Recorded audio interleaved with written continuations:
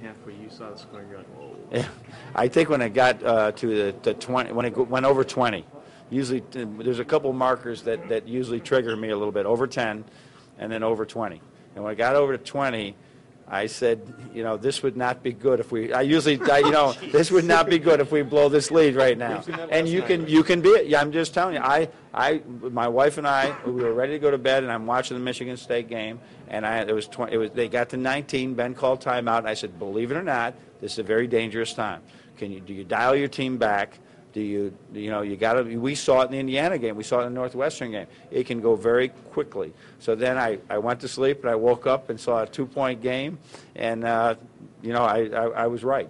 So that's what I was thinking a little bit at that time. How about Vogrich and what he was able to give you in that first half when some of the other guys were really struggling to put it down?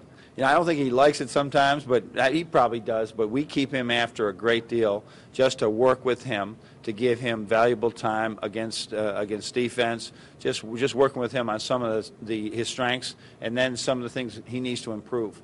So he's always played the top of that zone pretty well. That was we went in the game knowing that we were going to play multiple defenses just because their power and their strength and their quickness was so good. So he had, between the two backdoor layups, hits a big three when spacing up, and then probably tired as heck too at that time because he didn't come out once Tim got that second foul. How important was it to get that lead in terms of psyche, to have a lead at halftime when you were? There was a time. I don't know if the lead was as important as it was that we hung in there. I just wanted it to be a 4 or 5 point game going in halftime. When they got up on us by 6, you got 2 very good players in foul trouble, and we're not shooting the ball well. So you want to just get in so that you're in distance when you can come back out. The jump ball was going to be ours, and so we just wanted to be close at halftime. Was it just kind of a best case scenario? Hey, we didn't just hang in there. We managed to Yeah. I mean, the leagues are so vulnerable at that time, but still, it was. It felt. I know our kids felt good, and we pumped them up at halftime, just saying, all right, we got through the foul trouble, and we did a great job. The bench, we talked to Blake. I thought Blake made a great catch, and we'd already used 2 timeouts. We were on a 4 count, I think. Throws it up and gets it. Between what Blake and Matt gave us during that time, that was big for us. Have you ever had an NCAA game like this?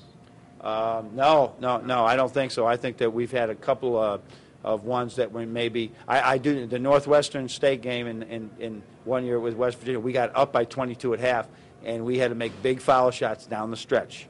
We had we were up by 20 with 20 to go at least in Detroit, and we had to make big foul shots to win that game. So that's what you're expecting. They had to make shots. That they're not a great outside shooting team, and we were worried. I would be concerned that their defense would create offense for them. It created some of the things that our guys executed, created offense for us.